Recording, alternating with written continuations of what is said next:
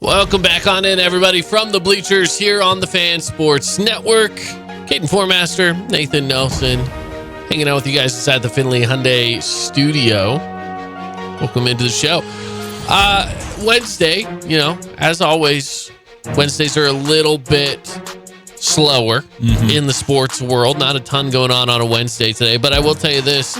Yesterday, there was a game that I was very ready for, and I was going to rub it in your face because the Utah Hockey Club was taking on Minnesota Wild, and they were leading. Up until 43 seconds left, Minnesota decides to go and tie it up. I believe it was Marco Rossi who managed to tie it up. Yeah, that turd. Anyway, so he ties it up, and they go into overtime. Overtime, scoreless. Obviously, it was a good game, dude. And it was a really, really good game. And then it went down to shootouts, and Minnesota got one. Utah couldn't get anything in. So they won it in a shootout, but it was still a good game. It was a super good game, and the Wild have been winning those close games. And the Wild are one of the best teams right now in the NHL. One of the best teams in the NHL, and Utah stuck right with them. And I believe Utah has won. They had won like 3 in a row, something like that, or six and 1 their last 7 games. They've won a lot, though. They've been really good recently, and this was another really good performance for the hockey club against a good team. Specifically, Clayton Keller, who managed to get 2 of the 4 goals last night for the hockey club on basically the exact same play, just 2 times in a row. So it was kind of funny. But here's one thing I noticed. The hockey club, their goalie, 5th in goals allowed against. Yeah. The Wild, Philip Gustafsson, 1st in goals allowed against.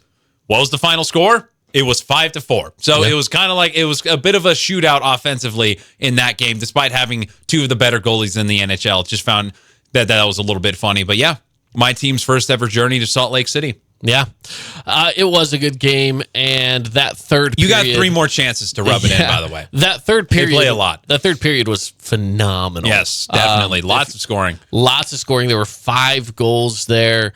Going into it, it was 2-1. Minnesota was up. Minnesota actually got, I think it was 4-2 at one point, and then that's when Utah decided to go on that run, and they literally got all 3 goals. It was just like boom, boom, boom, and now all of a sudden Utah's up. Actually, it was 3-1. Then, like I said, they tied it up at 4, and just couldn't get it done in overtime, and that's you got to get it done in overtime because shootouts, they can really not go your way really, really fast, if that makes sense. But so you got to get that done in overtime. But yeah, it was a super, super good game. Just Wild and Hockey Club decided to have a really banger of a game on some random December night. That's right. Vejmelka, the goalie for Utah, has been really kind of taking over a lot of the goalie games as well. So, they have Connor Ingram as well, but he's been doing really good. I've been really impressed with what he's been able to do over the last few games. So he's kind of transitioned from being the secondary goalie into being the first choice. So that's really cool for him. And then on the other side for the Wild, Philip Gustafsson, he's kind of taken over the goalie duties as well. And they have Marc-Andre Fleury, one of the better goalies all time. Yeah, he's a classic. Golden Knights legend. Draft of 2003? Yeah. I want to say. I believe I think he's one of 2 players to still be playing before the 04-05 lockout. Yes. Yeah. And the only goalie to be doing it. To be playing. Yeah, he's been playing for ages. Yeah, he's been around for a long time. This is his final season as well, he announced. I think most people around him probably do recognize his name. He was a part of the expansion draft, was on Pittsburgh, came over to Vegas as a part of the expansion draft. And spent 3-4 seasons there. And he was really, coming into the expansion draft, he was the top player. Everyone was surprised, but a big part of that was just because Pittsburgh had a really good goalie laying in wait. And losing Fleury wasn't that big of a deal, even though he was still one of the top goalies. But he is kind of a Pittsburgh legend for sure. Multiple All-Stars, Stanley Cups, all that. Yep. So wasn't able to get that Stanley Cup in Vegas. They moved on from him when Vegas won the Stanley Cup. He was already in Minnesota, but anyway. So shootout last night in Salt Lake City. Really, really fun game. I want to say it was the first shootout of the year for Utah. I wouldn't be surprised. Technically, that would be the first shootout ever if it was the first shootout of the year. Yeah, that's true. First shootout to ever happen in Utah. Yeah, this is their first ever. But they meet in, I believe, about 10 more days or so in Minnesota. 20th. Yeah, they play each other 4 times this season since they're in the same division. Yep. Yep, they're going to play each other coming up on the 20th. Tomorrow, they're in Denver taking on the Avalanche. So Okay. So that'll be a good game tomorrow at 7 o'clock. By the way, man, those Utah jerseys, those black jerseys, once you get a logo and stuff, they are so clean. Yeah. I love those jerseys. Honestly, I kind of hope they keep the jersey. It's simple. It just says Utah. Yeah, no, I like the jersey and the colors. Just need a logo and a name, and I'm good. Get us a logo. Get us a name. I think keeping the jersey, and maybe, you know what, make it your alternate jersey or something. You could still have a really good jersey with whatever the new logo is going to be and slap that on there. That's great. But keep this jersey for a little bit as maybe an alternate jersey because it does look really good. It looks sleek. Really good. It looks nice, yeah. So, I don't know. Maybe they will. Maybe they won't. But that was the other question a lot of people are asking is when are they going to actually announce a name or a logo after the season, and it's going to be after the season. That's exactly what I was going to say. I wouldn't even until the season ends in April. I wouldn't even think about it. It's just a distraction. You don't want to distract with it. Yeah. So at this point, realistically, and right now, Utah's probably not going to make the playoffs. They could go on a run and make it. Hopefully, they do. I would love to see it happen. But if they don't make the playoffs, I would say the announcement could come maybe even like towards the tail end of the playoffs or something like that because it's not too far of a turnover until the draft starts. So I would say around May would be my guess for when they're going to announce the new name of whatever Utah's going to be. Yeah. So whether that's Yeti, I don't think it's going to be Yeti at this point, just because from what I've heard behind the scenes, there's a lot of law things involved, and that's just because Yeti, the brand, like if you're thinking like a Yeti coolers and cups and whatever, they already have all of the copyrights and trademarks and whatever around. Outlaws is another one that I've heard that's been a favorite, which I would really like. Pioneers. I like Mammoth personally a lot. I don't like Venom. I don't like Venom.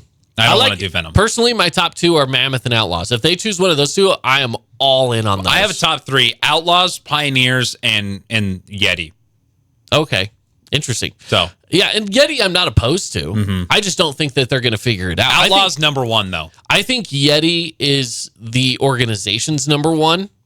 And outside of that, I don't know. Yeah. I really like Mammoth just because, I mean, mammoths have, if I'm not mistaken, have been known to be found in North America. Specifically, I've heard that they have been found in Utah. I don't know. I haven't done the research. We don't know but that is what I saw someone. I saw someone talking about that. So I'm like, yeah, maybe. I don't know. There's a lot of dinosaurs. Well, then at that point, do the Utah Tyrannosaurus Rexes, since those guys used to roam Utah. Well, we already have a Utah raptor. There's literally an animal called the Utah raptor, a dinosaur that has been discovered here in Utah. Yeah. And do you know who has the Raptors? Nobody. So let's do it. No one is the Raptors in NHL. Yeah. Yes. So Toronto obviously has it for basketball. Toronto. I was going to say, yeah. But the Raptors would have been cool. Speaking of basketball, by the way, Larry Markkinen and Will Hardy, and as well as the Jazz and Hockey Club owner, they were also all at the game last night. Yeah, that's always good to see them out. Utah crossover right there. That's right. All right. Well, let's move on a little bit. We always love to do a fun little segment called Ask AI, where we ask AI a random question and see what it comes up with. And today we asked it the question of who are the best athletes to never win a championship. So let's go over this list of who are the best athletes to never win a championship. We're going to start with basketball. This is what AI has told us. We're not talking Allen Iverson, but we will talk Allen Iverson. Yes. Because he is on this list. And if you have anyone, or if I have anyone to add, just throw them in there real quick. Yeah. So we're going to start with basketball. Let's start there. And first on this list is Charles Barkley. I feel like that's a lot of everybody's first when you're talking basketball. You're going to throw in a few names into this conversation. All the names we're going to get to, all of these names AI came up with. Charles Barkley just happened to be the first on their list, especially considering that he did come close. 93, they lost to the Bulls in the finals. Yep, as did the next two guys on our list. But yeah, Barkley, like it says on here, one of the most dominant power forwards ever. The round mound of rebound, that is an awesome nickname. Yeah. He was an excellent board getter, could score. Even though he was a bit smaller for his size, he was a beast, and I do wish he managed to get a title. But like a lot of teams ran into the buzzsaw of the 90s Bulls. So that's right. The next two, they did the exact same. Karl Malone and John Stockton. It's too close to home. in here in Utah. I mean, quite literally. Yes, literally. It's been John Stockton especially is one of my all-time favorite players. Yeah. And I know I'm a Wolves fan and stuff, but Jazz are number 2, and I love John Stockton especially. Leader in assists and steals all time, and he doesn't have a ring. I mean, that's devastating, man. That hurts.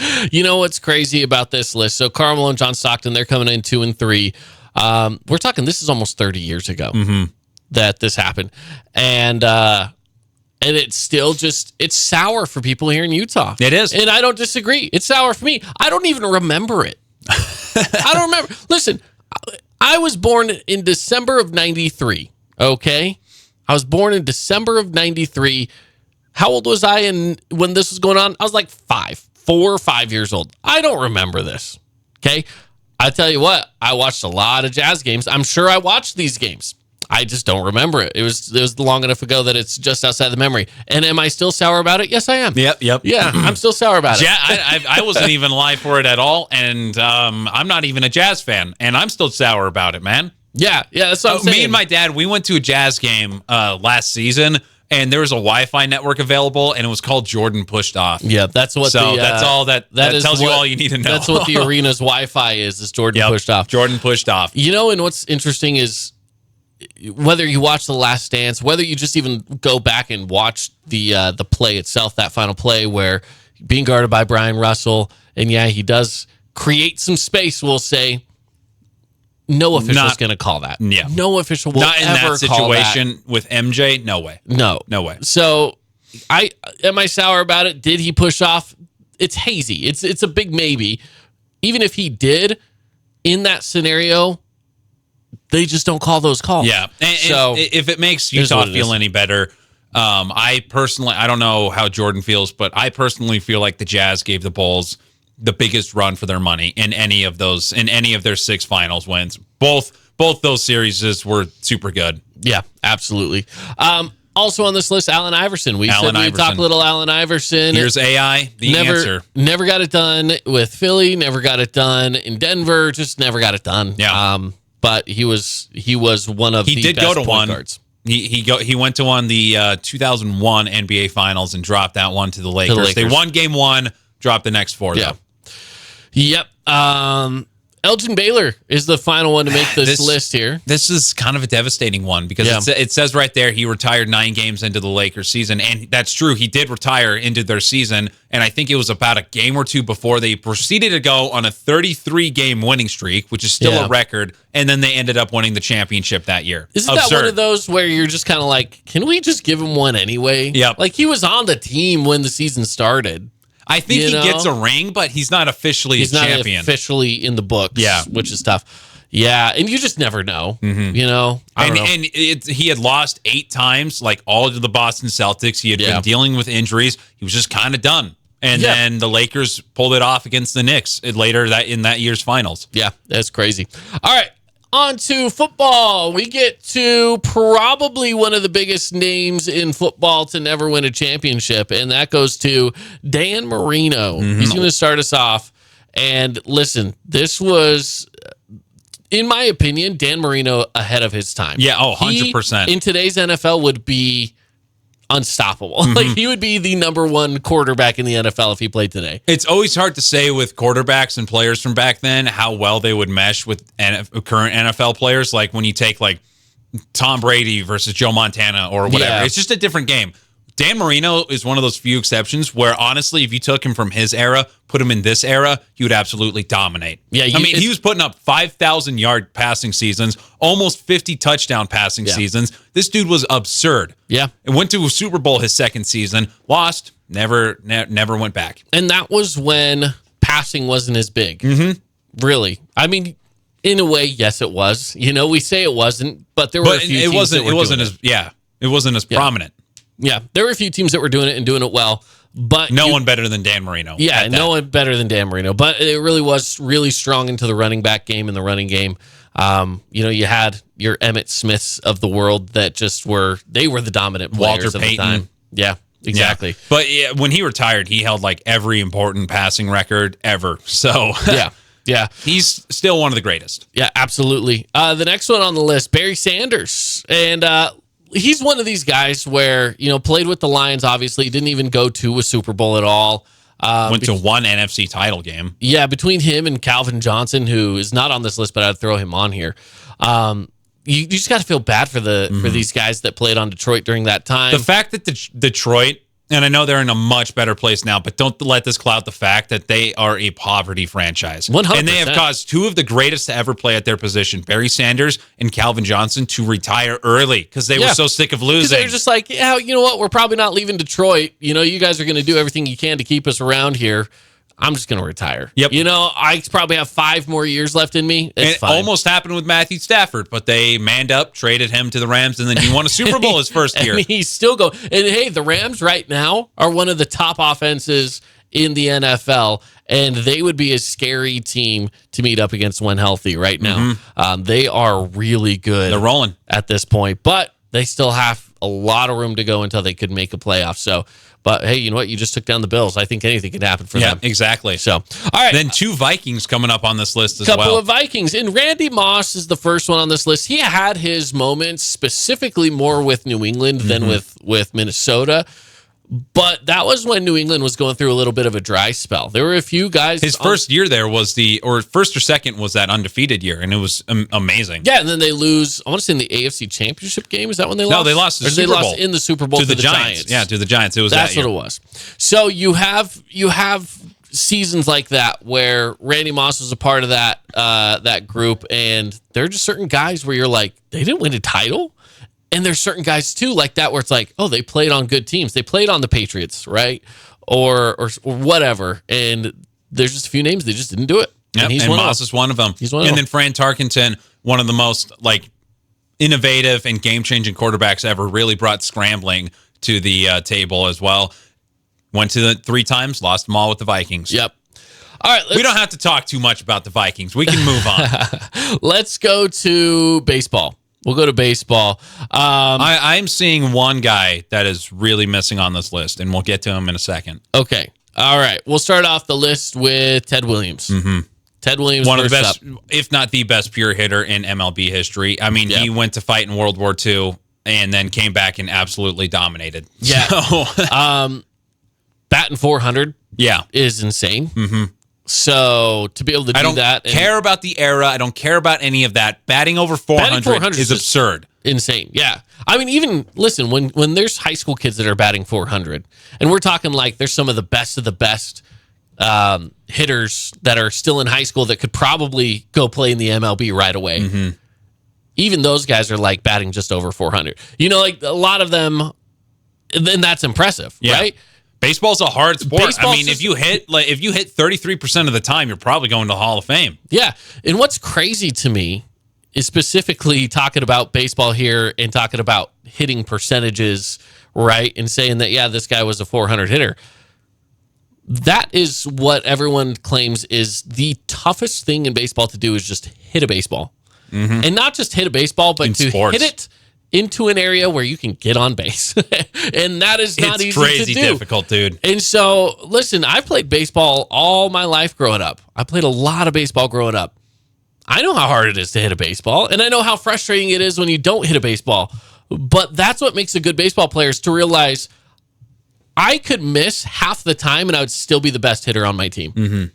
And that's such a hard mentality to get over. So guys that can do it well and go out there and bat for 400, their mental level of just being able to be like, I didn't get that one, but I can get the next one. Yep. It's so insane to me. That's how good baseball players have to have really good brains. Yeah. You got to be able to convince yourself that I'm not a bad hitter just because I struck out just barely. And of course, then Ted Williams had to play when they were cursed and they couldn't get a World Series. So that's just super unfortunate. But the next one is Ernie Banks, Cubs legend, 2-time MVP. I think he was smiling all the time. He was in a good mood somehow because the Cubs never even reached a postseason in his career, which I find absurd. I know the playoffs and stuff were a totally different system back in the day. You had to basically win your league to get in and stuff like that. So it was super weird. But he played for 20 seasons or close to around there. It was a long time. Didn't even make the postseason. Yeah. Unbelievable. I think we forget because the Cubs have had a pretty good stretch over the last 30 years of being a pretty solid team. Mm-hmm. They've made a lot of playoffs. They only won the one World Series, but again, a cursed team, right? So they almost kind of got a pass for not winning World Series. But not even making the playoffs. I mean, not making the playoffs for that long of a stretch is tough. Yeah. That's tough. Then the next two to end it, we got Ken Griffey Jr. with one of the most beautiful swings ever, and Ty Cobb. And Ken Griffey Jr., being on a bad franchise in Seattle where he kind of turned it around for them, but just never. Him and Edgar Martinez just never amounted to it, well, like you said. Rodriguez was on that team.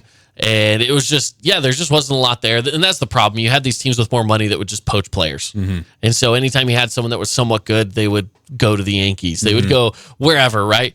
Or in A-Rod's case, the Rangers and then the Yankees. Or to the Rangers and then to the Yankees, exactly. So that's just kind of what happened for him. And then he went to Cincinnati with a very similar problem. Just injuries as well, not a lot of money on the team. It is what it is. Yep. And then Ty Cobb, one of the best hitters ever. I know he played way, way back in the day, but he's still one of the greatest hitters ever. A bit controversial, but he made the World Series 3 times, lost them all. Yeah. Has over 4,000 career hits, I believe. And by the way, the one I wanted to add on that's not on this list is Barry Bonds.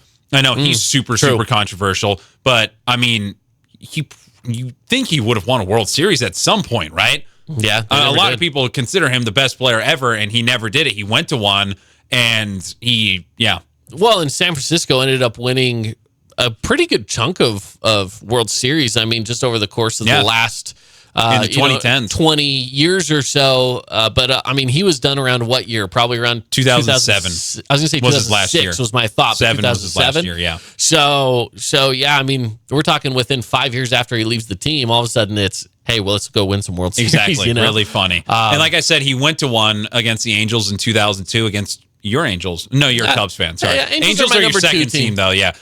He went to there in the Angels, against the Angels, and, of course, they just went on a run and won it all, 2002. Their only championship. Only championship. Yeah.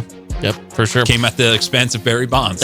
At the expense of Barry Bonds. And was it worth it? Yes. Yes, it definitely was. Yep. Thank you for following along with From the Bleachers, the podcast with the Fan Sports Network. Make sure to subscribe to the podcast wherever you listen to your podcast, Spotify, Apple Podcasts, or even over on YouTube and a few other places as well. But until next time, we'll see you.